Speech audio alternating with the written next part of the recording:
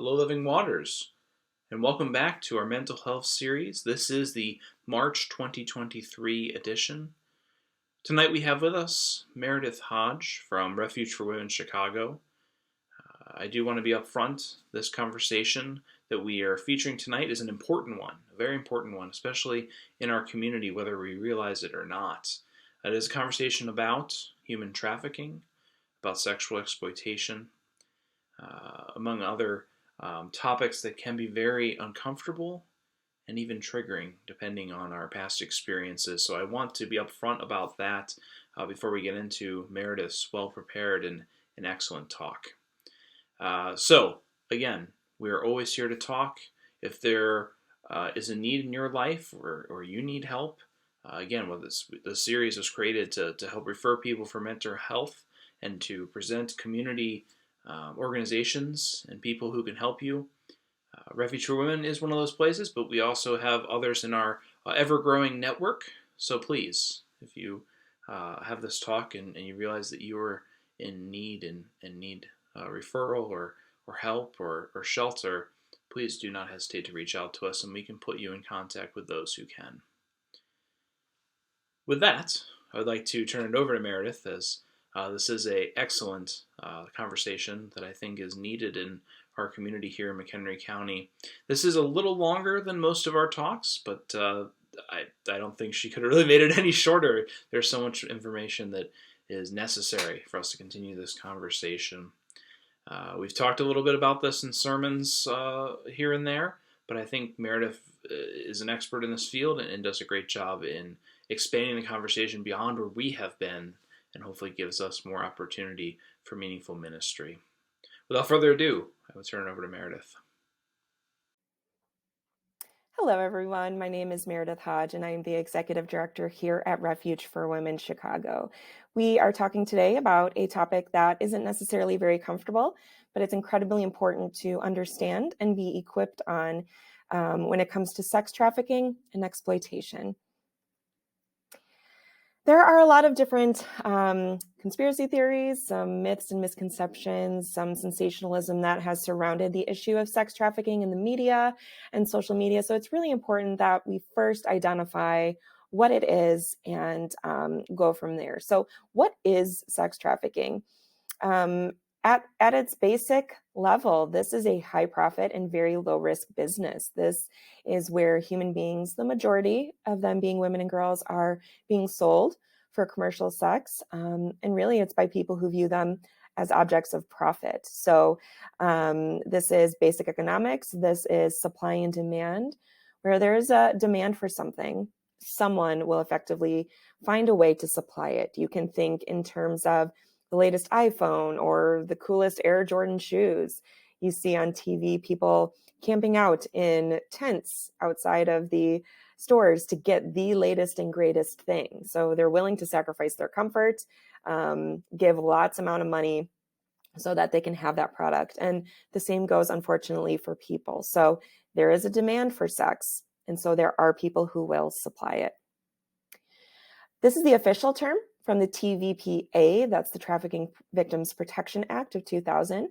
It's a long one, but it's important to note the legal term. Sex trafficking is defined as the recruitment, harboring, transportation, provision, obtaining, patronizing, or soliciting of a person for the purpose of a commercial sex act. And the key word there is that little tiny "or" in purple that's underlined, because you can be taking place in any of these areas of sex trafficking. You could be a recruiter. You could be obtaining or buying someone. You could be transporting them. When it involves force, fraud, or coercion, it legally has to include that to make an adult engage in commercial sex acts. That is what makes it trafficking. So it's also important to note that any child younger than age 18, so whether or not she has force, fraud, or coercion in her case, maybe it seems like it's a willing, consenting thing. Any child who is under age 18, regardless of the status legally there, they are automatically considered trafficking victims if they are participating in commercial sex. So it's important to note that. We also get the words trafficking and smuggling confused sometimes, and rightly so. When we think of traffic, we think of cars. And so we need to understand the key difference between trafficking and smuggling. Smuggling typically is the case where you see people kind of crammed into a shipping container or a truck, and they're being brought across the border. In our country, technically, or typically, it would be probably Mexico into America and vice versa. That is typically a voluntary agreement. So the individuals transporting them across the borders and the individuals participating for maybe labor, they know that it's a crime. They know it's wrong, but they know that they're able to come over to the country, do their labor, and when they're done, they know that they get to go home. Now, trafficking necessarily doesn't involve movement. It doesn't always mean that these are women that are in shipping containers and being transported across the borders. A woman could be trafficked straight from her own home and never have to leave or be transported anywhere. And so trafficking is a crime against a person, where smuggling is a crime against a state or international borders. Trafficking is typically ongoing. This is not always a case where the individual gets to end their contract. And even if on the surface it looks like she's able to stop what she's doing at any given point, there's really more complex layers to why she's still there. So let's dive into these common myths and misconceptions. This stock video that you see here with the ropes is typically one of the strongest misconceptions that we see when it comes to trafficking. So we tend to think of the movies, or really only what we see in the news regarding trafficking, which is women being bound and chained and held down against their will, maybe in a basement or a backyard. Sometimes we think of the Elizabeth Smart case, where she was abducted and she was held down in the backyard. I want to make it very clear that this absolutely does happen. We know this. However, it is not the majority of cases. Many women and victims are walking around free, and so there may be no obvious controller or chains around them, but we say chains can be invisible. In reality speaking, chains are unaddressed vulnerabilities that have gone under-noticed, under-resourced, and it's anything that involves trauma at the end of the day. So there's been abuse, there's been neglect, there's been disability, violence, family breakdown, homelessness, poverty. Any of these areas are vulnerabilities that someone can exploit and leverage. And that's what traffickers do. They're incredibly smart, and they identify these vulnerabilities and leverage them in order to create dependency with the victim. And so if this isn't always people being kidnapped or held down, where is this happening then? The majority of trafficking now we see is happening in pornography. And there's many reasons for this being the main source. It's because we can produce pornography in our own homes with the people we even say that we love. We have phones, we have laptops, we have tablets. So we can do this in such a way that prior to the internet and prior to us having devices, it was a lot harder to do. So there are commercially produced pornographic media outlets out in California and Nevada. They have their own marketing team. They have their own video producers. But really, a lot of trafficking victims are trafficked through individually produced porn. And again, that's here with your own phone. You can create it, and you can also consume it.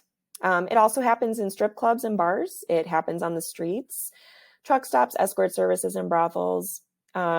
The majority that we tend to see here, at least of what we can identify and prosecute in McHenry County specifically, and that would probably include Lake County, Kane County as well, would be the massage parlors and illicit spas. So there's a lot of that we'll see in the news. But honestly, trafficking can happen out of your own home. Risk factors. What puts someone at risk for being exploited? Well, there's many areas, but it's important to note that the more boxes you kind of check on this list, your risk increases dramatically. So anyone who has been in the child welfare system, so we're thinking of foster care, anyone who comes from a fractured home life and are in the welfare system, those who have endured sexual abuse in childhood, physical abuse as well, poverty and homelessness, substance dependency, those involved in gangs. Gangs do not just traffic drugs and guns, they traffic women and children as well. And there was an interview done in the city of Chicago by DePaul University, and it interviewed former Chicago pimps. And one said, I used to traffic, drugs, and it was great. I made a lot of money. But at the end of the day, he said it was too much effort because his supply would come in, he'd have to cut it, he'd have to put it in bags, he'd have to distribute it. And then once he distributed it, it was gone. And he'd have to do all that work over again. Well, he realized that, hey, I can sell women and I can use this product over and over and over again, not have to do nearly as much work, and maybe for more of the cost that he gets. So gangs are highly involved in the trafficking sexually of women. Anyone who's been in the juvenile justice system, we know of traffickers who will sit on the steps of the courthouse to kind of gauge where someone is at. They know that's a vulnerability if he or she has been charged with something. Runaways are especially vulnerable because they will engage in what we call survival sex to provide for their basic needs. And so it's a very easy in to be recruited by a trafficker. Anyone in the LGBTQ community are at risk. And nowadays, simply being a teenager, even if you have no trauma, no vulnerabilities, being a teenager puts you at risk because you are a target through your phone, through the gaming apps. You are exposed to the world at a much younger rate. You are just more at risk too, because we live in an influencer culture. We want to be affirmed and loved and have all the likes and all the followers. And so predators will prey on teenagers in order to gain something out of them. Another myth is, this happens in the Philippines or Thailand, right? This doesn't really happen in America. Or maybe we think, yeah, this happens in America and Chicagoland, but it's in Inglewood or the inner city only. Well, no, it's not just happening in areas that are underdeveloped or facing poverty. Trafficking happens in every community. It affects all races and genders and religions and socioeconomic statuses. And sometimes the myth is, well, these are foreign nationals that are being trafficked here. It's just as equally disgusting to be exploited, no matter what your immigration status is here. But we tend to lean towards this, they're illegal, right? We hear that. Regardless what your stance is there, it's still important to note that 83% of U.S. trafficking victims are born in America. This is a map of the hotbeds of areas of trafficking in the United States. The more red areas are the more hotbeds of activity. And you can see that these are more densely populated areas. And so that certainly plays into it. But it also means that more buying opportunities occur here. So it's not necessarily meaning that there's a lot more victims. It means there's a lot of purchasing being of going on here. So the estimate's pretty broad. This goes highly underreported, but the estimate is 100,000 to 200,000 individuals are being trafficked across America every year. And so that number starts to make a little bit more sense when we think about this not being people chained down or held down in ropes or being kidnapped. When we consider that these are people walking around free, like you and me, you could be sitting next to a trafficking victim in Starbucks. There could be a trafficking victim sitting in church with you every week or going to the kids' soccer game. It's a lot more common and a lot more hidden than you may think. And unfortunately, about only 1% to 2% of victims are ever identified or rescued. And so why the Chicagoland area?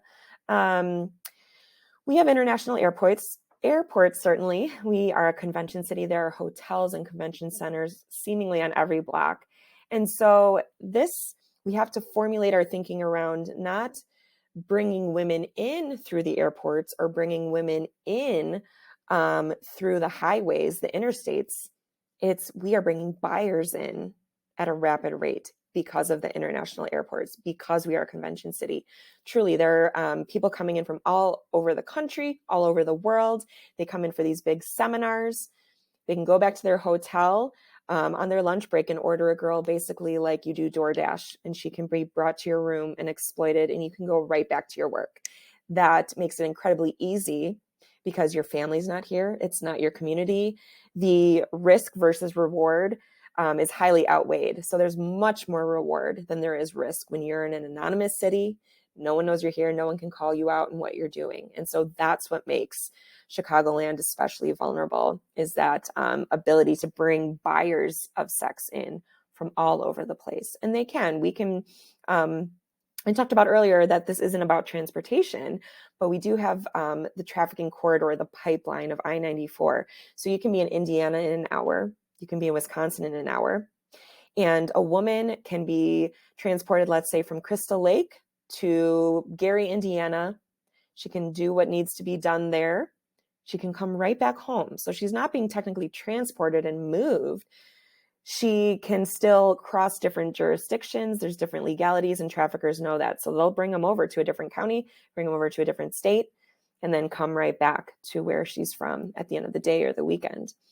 The estimate of women and girls that are being exploited in Chicago, the Chicagoland area every year, is 16,000 to 25,000. It's an astounding number. The estimates there by the Center for Impact Research estimate that 1/3 of that number are first trafficked by age 15, and 62% first trafficked by the time they're 18. So 1/3 are being trafficked as children. This is a global statistic, not Chicago, but 13 years old is the average age a child is first exploited. And the stock video you see here is intentional to display that this is internet-based. So a child at 13 years old may not physically be having intercourse with someone at 13 at an average age, but they may be exploited through their phones, producing images, selling and distributing, consuming images. So the number is going way down than what it did in years prior when there were just magazines to consume porn. So now 13 is the average age. Another myth is, again, kidnapping. Should I be worried about my child or my daughter at college of being kidnapped by a stranger? Certainly we want to be aware of our surroundings, be safe. But when we're talking about the majority of trafficking cases, they are not being kidnapped at the mall. They are not being abducted at the park. Again, I want to really reiterate that this does happen, but the majority of victims are trafficked by someone she knows, not a stranger. We think, and we see the cases in the media of when someone is abducted, and what happens? The media is there. Police are looking for them. That's a huge liability to an abuser. And so when it's someone that she knows, and especially if it's a child, the likelihood that they'll report or say something is incredibly low because, hey, maybe it's a family member, maybe it's a cousin or an uncle that everybody loves, or maybe it's the teacher, the coach, or the pastor, and they fear that they're not going to be believed, or that they'll think that they had something to do with it, that it was their fault. And really, at the end of the day, this is all psychological manipulation that keeps them silent. It can also be physical as well, but that's blackmail, that's coercion, that's threats. This manipulates them and it keeps them silent in the process. These top 3 areas are, again, the legal. There has to be one area of this legally in order for it to be considered trafficking. So force, fraud, or coercion. And grooming is the method. This is the method of relational luring and manipulation that really gets people to be exploited and keep them exploited. So force can be physical restraint. It can be violence. And the goal there is to break their resistance. It's to instill fear and pain and suffering should they ever want to leave. Fraud is a rising method of exploitation, especially with social media. It's offering false promises of employment, or maybe it's an influencer career that they're offering. One of the Refuge graduates got into exploitation by responding to a spray tanning ad. So she knew she'd be in a bikini and she wanted to make some money by, being a spray tan model. And that progressed into, hey, I've got a buddy who does motorcycle ads. I think you'd be great. More and more clothes came off. That led her into a lifestyle of extremely violent pornography. So it started with an offer for a career that didn't involve sex, and then it progressed over time. Coercion, those are those threats, the It could be serious harm. It could be restraint. It could be the I'm going to hurt your child, or I know where your mom lives and I will, do XYZ. Coercion also is that threat of exposure, the blackmailing. It's the I've got this photo, I've got this video of you, and I will share it with your church. I will share it with your community. Your kids are going to get taken away from you. You're an unfit mom, et cetera, et cetera. You name it. That is how they're coerced to do what they need to do. This is another myth, but it's really more an attitude that we need to shift in our culture is, okay, well, you're telling me that many women are free, they're not being held down against their will, so she can just leave, right? Well, no, she oftentimes stays for much more complicated reasons. And one is just sometimes lacking the basic necessities to physically get out. Many abusers will take IDs. They will let them have no access to transportation, take away phones. And let's say it's a woman who is out in rural McHenry County in Hebron, say, or something like that. And she has a newborn. It's January. It's negative 20 degrees. She has no phone, no car. Is she going to walk many, many miles to find a shelter with that baby on her back? Most likely not. That's a lot for someone to deal with. Other realities are she may be fearing for her safety. She may be taking those threats to heart that he may hurt that child. He may hurt her family. Many victims that have addiction struggles. And so if she's struggling and doesn't want to be dope sick, she will stay because her trafficker most likely is providing the drugs for her. And so in order to do that, she will stay so that she doesn't have to be dope sick or anything along that line.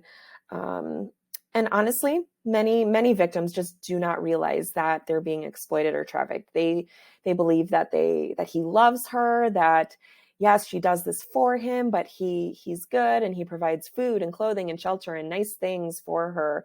And she really may not see that she's under his control. Another myth, and again, this is more of an attitude adjustment we need to do here. This kind of tends to victim shaming, victim blaming. If she consented to be in her initial situation, then it can't be trafficking, right? Because she should have known better. So we think of maybe a young teenager who made a video with her boyfriend or girlfriend, and sure, we may judge her for that, certainly. But he told her, I will never share this with anyone. This is between you and me. So really, she may have been consenting that first time, but it changed at some point. And now he's using that against her. So she consented in the first place, but is now being exploited and trafficked. And so we cannot say, oh, she should have known better. She was trusting someone, right? So regardless of whether she consented that first or second time, prior to force, fraud, or coercion, or if the victim's a minor, it's not relevant to the crime, nor is it an acceptable payment. So we cannot say, oh, well, you should have known better and you're not a trafficking victim. No, it's equally as repulsive and deserves just as much care and attention. Another myth is, well, trafficking has to be physical intercourse with someone. But the reality is many individuals are being trafficked by sextortion, like the case I said right before this. And so providing images and videos when you're being forced, when there's fraud, and when there's coercion, it's equally as horrifying, and it's really hard to prosecute and build cases around with the internet. So there's one study that cited 42% of victims that were trafficked online had even never met their trafficker. So we'll discuss that next, talking about the grooming process. So when we're thinking about threats to children when it comes to trafficking, the greatest threat is not being kidnapped at the park or the mall. The greatest threat to children when it comes to trafficking is being sextorted through their phones. And it happens a lot more than you think and goes a lot more hidden than you would think as well. So let's talk about grooming for a second. There are 3 T's when it comes to the grooming process. It's easier to remember that way. The first T is what we consider targeting. So traffickers are looking for noticeable vulnerabilities, and it's very easy to do when you're studying someone's social media. So he or she is looking for someone that's needy. Maybe they're fearful, maybe they're disappointed. Maybe they have some low self-esteem. Maybe they feel empty and insecure. Maybe they are struggling with some economic stress. So things they're going to look for is no one understands me. I hate my parents. I can't wait to leave. I can't wait to graduate. I'm treated like a kid. I wish I was an adult, or I'm so ugly. I want to be beautiful. That's what they're looking for.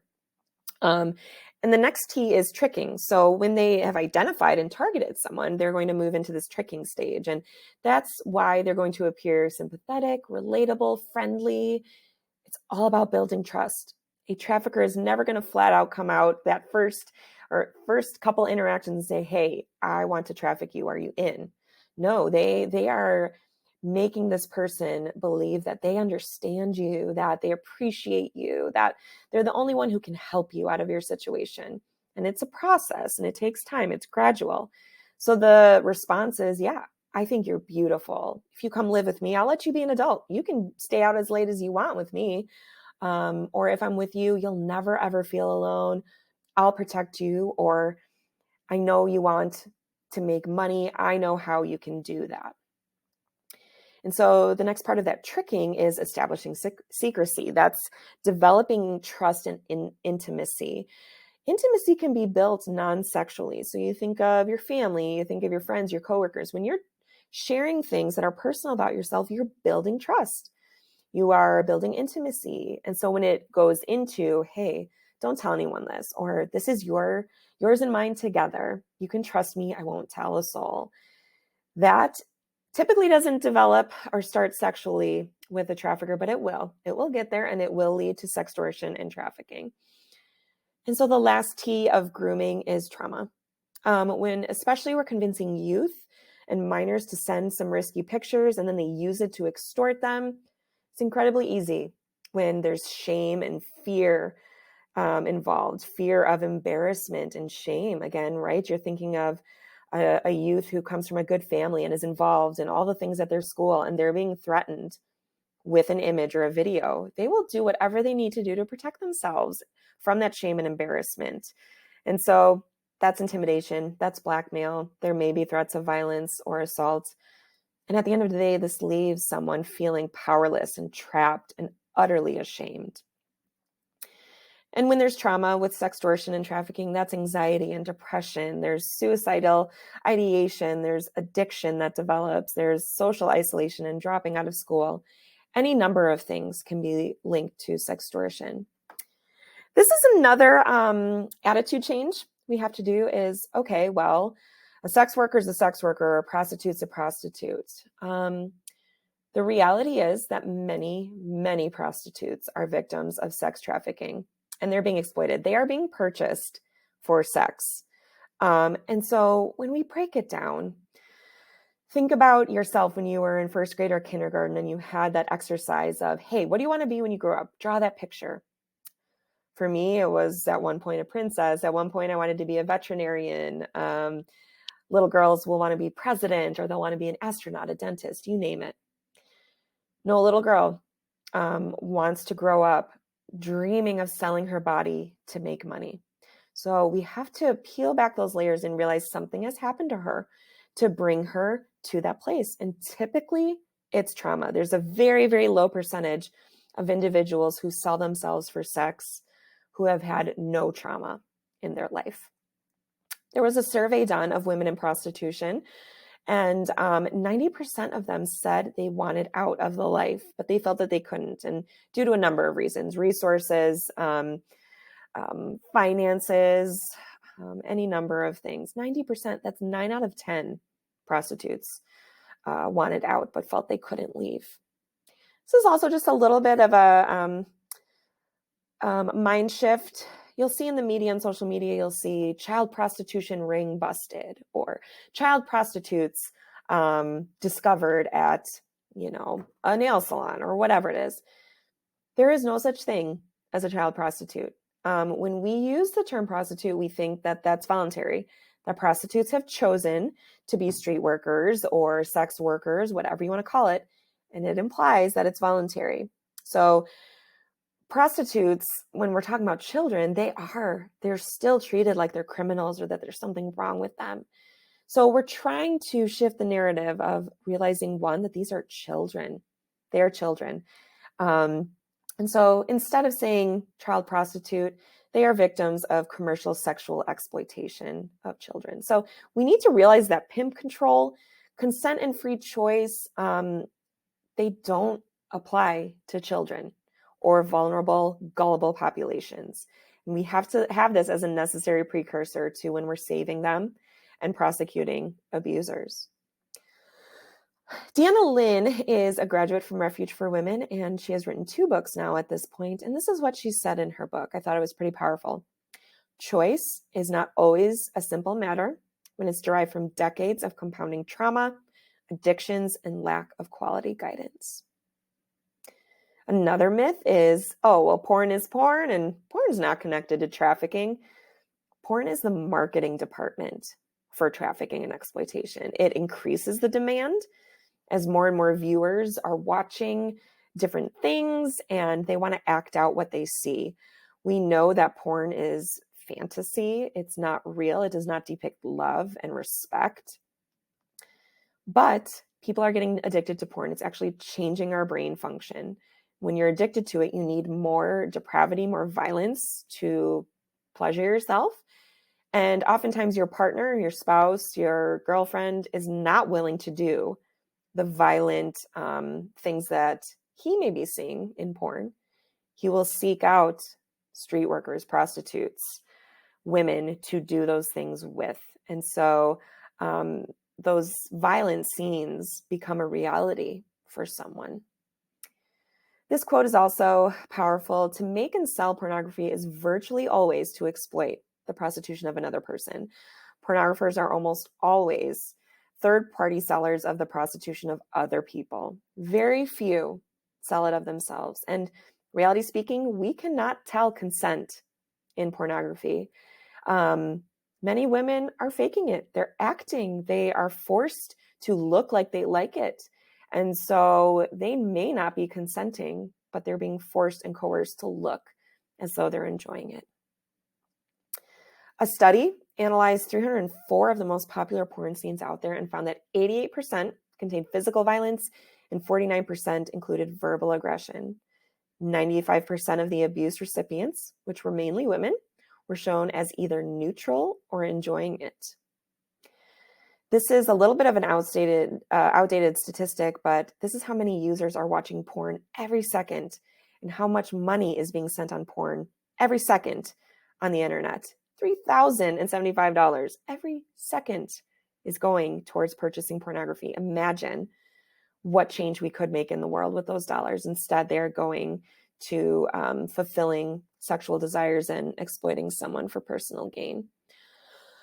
I also want to mention before we move on that the goal here isn't to shame if you are someone who's addicted to pornography or have consumed it casually. The goal is to educate and equip you to understand the reality about it and make wiser decisions. Again, if we are constantly consuming pornography, that is increasing the demand. People will make it. They will find who they need to find to make it, to fill that demand. They will supply it. So when we pull back on porn, we will pull back on the women that we're using to make it.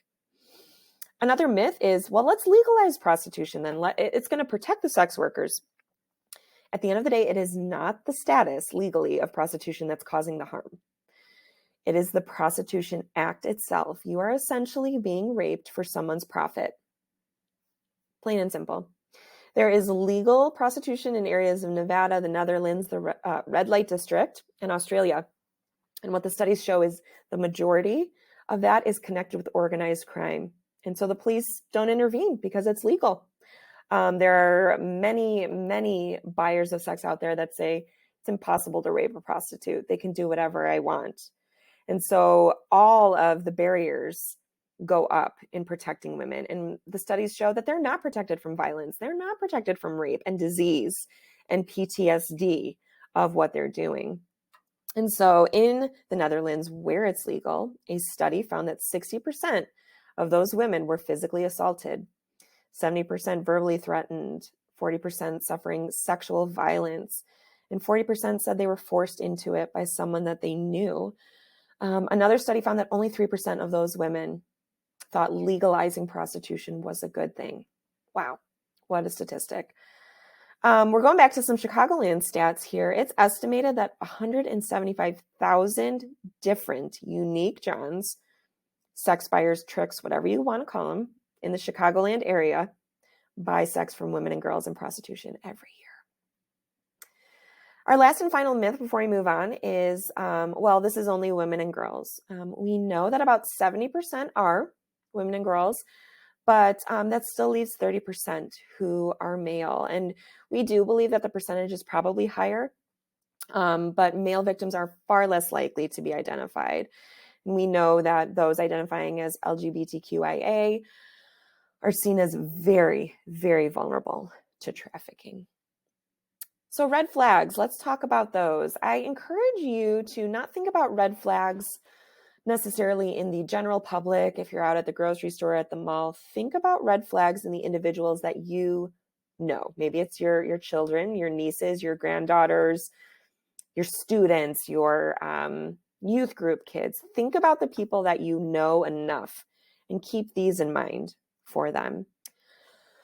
Some physical red flags we want to be looking for is cuts and bruises, burns, cigarette burns, lacking basic medical care for something that could be treatable, especially for family trafficking cases.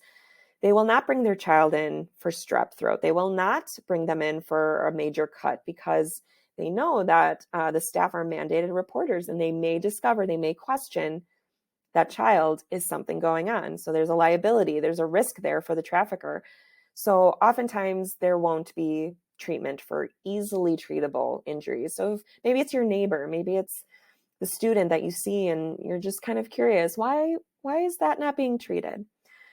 People love their tattoos, right? They're usually willing to share what their tattoo is about.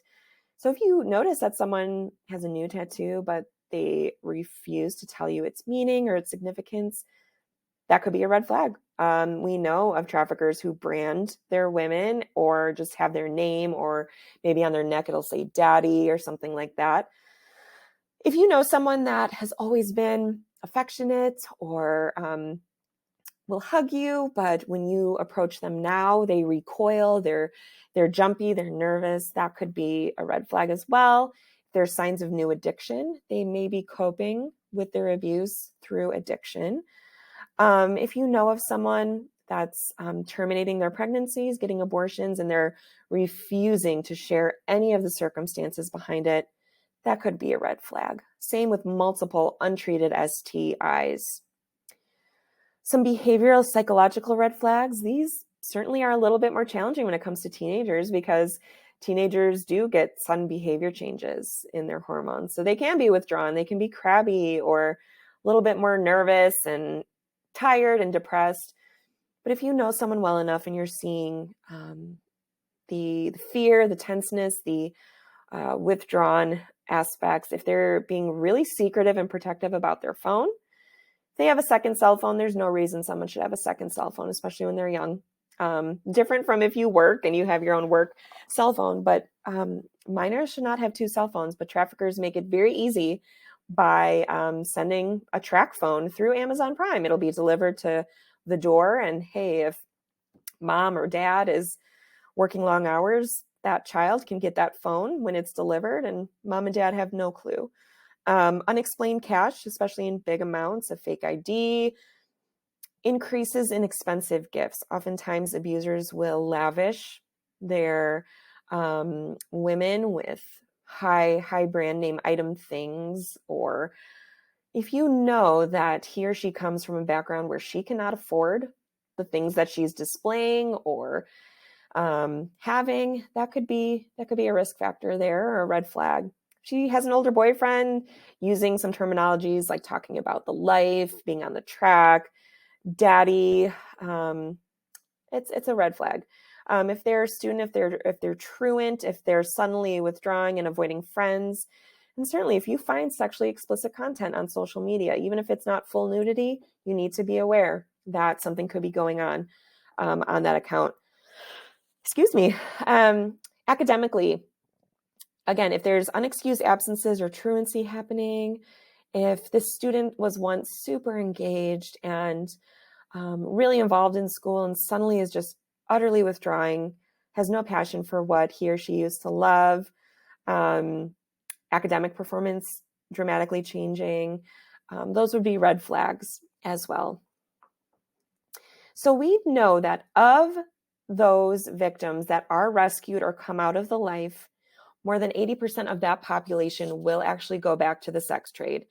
And that's because they really need specialized long-term programs and organizations. And that's where Refuge for Women steps in. That's why we're here. Refuge for Women Chicago is a nonprofit organization. We provide 12 months of residential safe housing that is free of charge to the resident with 24/7 staffing as she heals from trauma. So we are in an actual home plopped down in the middle of the suburbs. You would never know. We're not a drop-in center. We're not clinical in nature, and you'd never know what's going on there. We're very protective of that space, but it's residential and very intentionally so. We know that victims thrive in a residential setting. So our mission is to empower sexually exploited women to live a life of freedom through faith-based residential healing programs. We strive to help every woman in our program complete it. We want her to have a vision for her future. We want her to be equipped to succeed and sustain a life that is marked with dignity and hope. And it really takes time to do that. Now, in the trafficking and exploitation realm, there's a lot of pieces of the pie that an organization can be involved in. And certainly Refuge has its hands in all of these. For example, right now we're in the awareness and even prevention side here, giving this presentation. But what Refuge for Women really thrives in and specializes in is aftercare. And it's critical to healing and success and keeping women out of the sex trade. We know that basic shelter is good. We know that food and clothing is good, but shelter, food, and clothing is not going to unravel the years of complex, compounded trauma that the women need time and case management to overcome and build a sustainable life. So if you're a numbers person, we don't have a lot of long-term aftercare opportunities for victims in America. In our country, there are 210 programs like Refuge, 210. Every agency has approximately 6 beds. That includes ours. That leaves 1,200 beds to serve 100,000 victims in our country. And of these, only 40 programs serve just women. So not minors, not women with children, not male. 240 beds are available to serve women long-term in our country. 9 states have no provision for long-term aftercare, and 8 states only have 1 shelter for trafficking. Refuge is part of a national network of safety. We have homes across the country. That's why we're Refuge Chicago, though we are in McHenry County. So we have homes across the country that we can coordinate with and link arms with to get victims to safety and restorative aftercare, and just build a stronger case management program as well. Some of the services we offer are holistic trauma-informed practices. There's weekly, ongoing counseling with therapists and psychiatrists, psychologists. They are not our employees. We send them out for that clinical work. And we want to get them resources with medical and dental care. And typically they need a lot of care in those areas. We're working with them on recovery from substance abuse. About halfway through the program, we want to get them life skills development and growth. So we want to teach women how to budget, how to meal plan, how to take care of their body and understand it, how to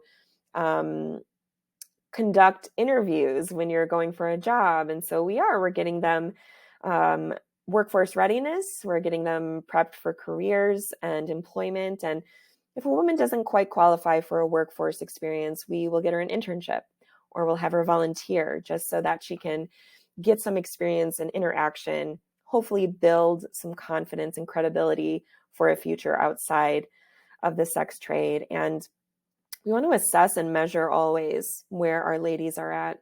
We really want to help them identify what they want to do. We're not going to tell them what we think they should do when they leave Refuge. We will help them explore all the opportunities that will be most effective for them and more gifted to their sense of personality. So we are a low resident to staff ratio. So there's more one-on-one personal care. We're not crowded in there. We want to make sure that no woman is lost. We want to make sure she's seen in our program home. So women come to us in a variety of ways. Outreach ministries, so there are ministries that go out to strip clubs or go onto the streets and just frankly let women know that they're loved, that God loves them, and that if they ever wanted help and support, there are ministries out there to help them.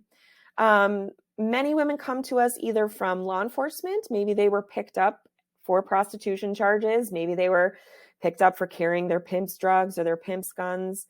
Maybe they were charged for theft to pay for their habit. Any of those things. Detox facilities, maybe a woman will disclose while she's in rehab what she's been through.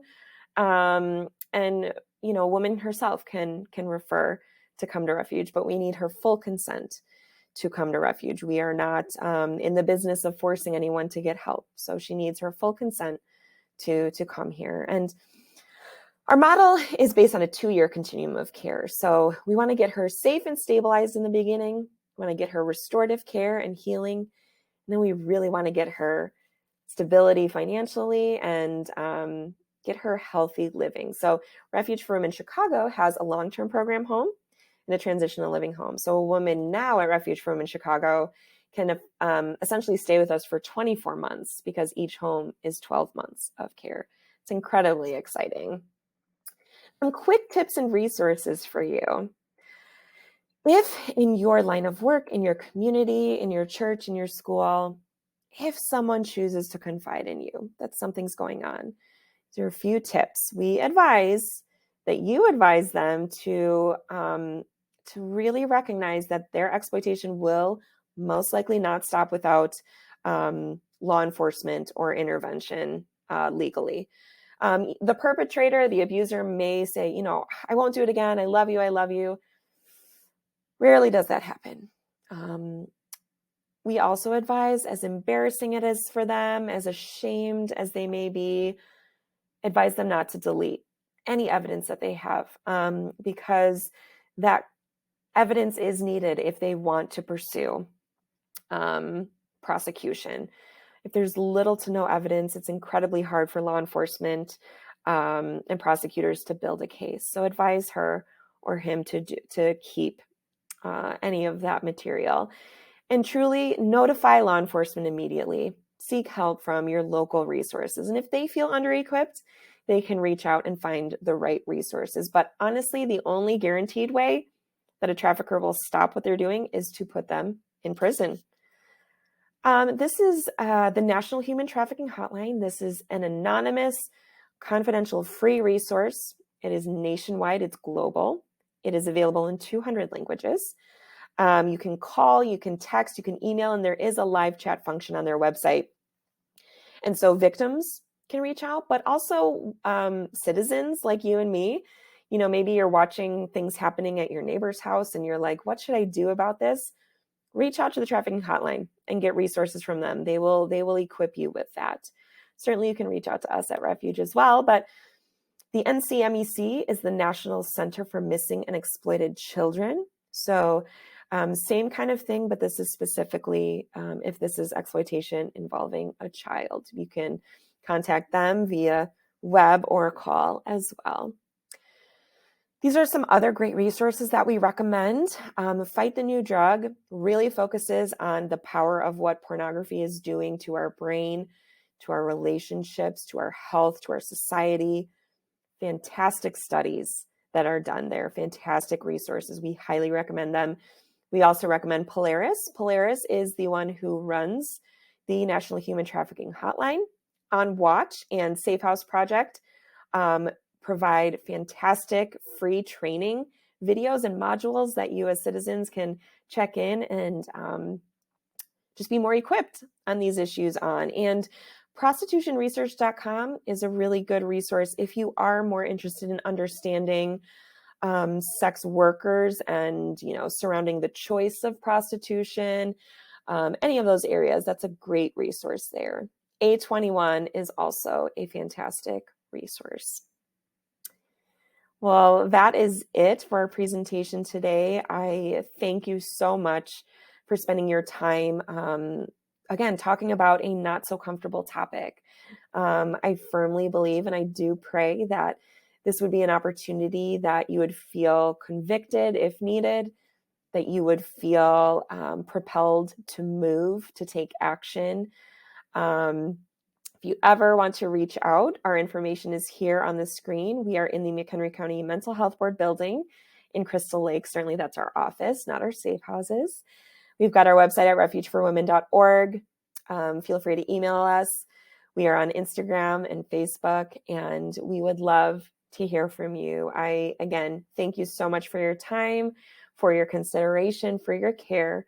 And please do commit us to prayer, the ministry at Refuge. It isn't always easy. We are always looking for volunteers.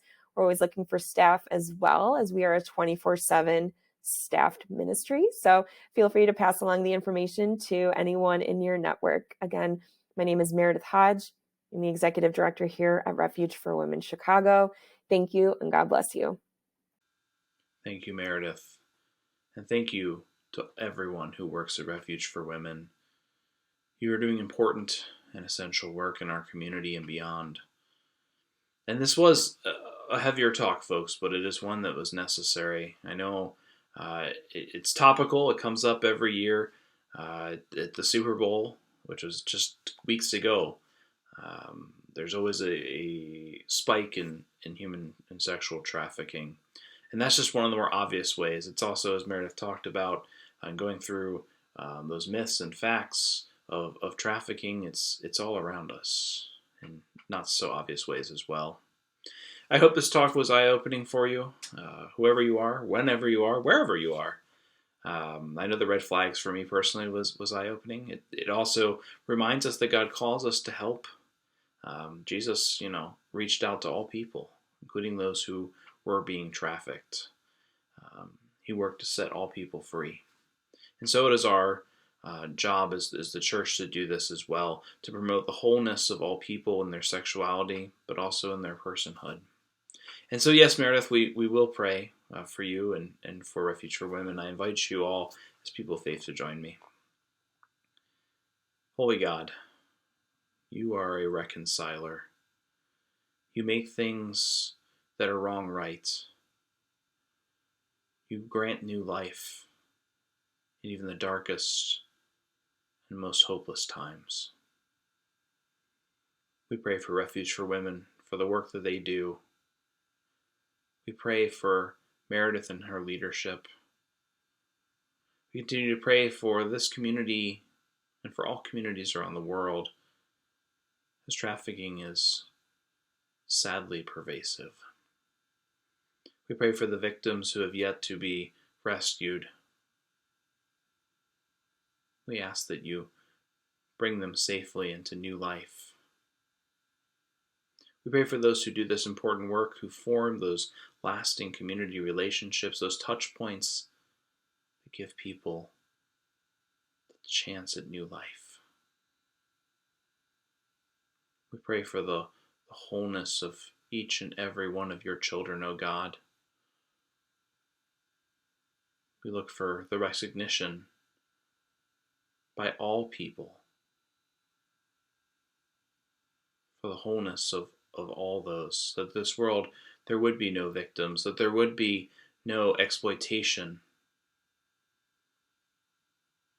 God, we ask that you help us work towards that reality that you will bring to fruition. In your holy name we pray. Amen. Thank you for joining us, like I said, whenever, wherever, however you are. As always, if you have questions for Meredith, or if you're jumping on other episodes for any of our presenters, you can always contact us and we will put you in touch with them or forward the questions along. Resources are always available. Everybody we bring in is local to our area and can help with whatever your needs are. So please, I hope you obviously saw the connections of mental health in this as well. So again, whatever it is you need, we are here to help and help you find the help you need. Have a good night.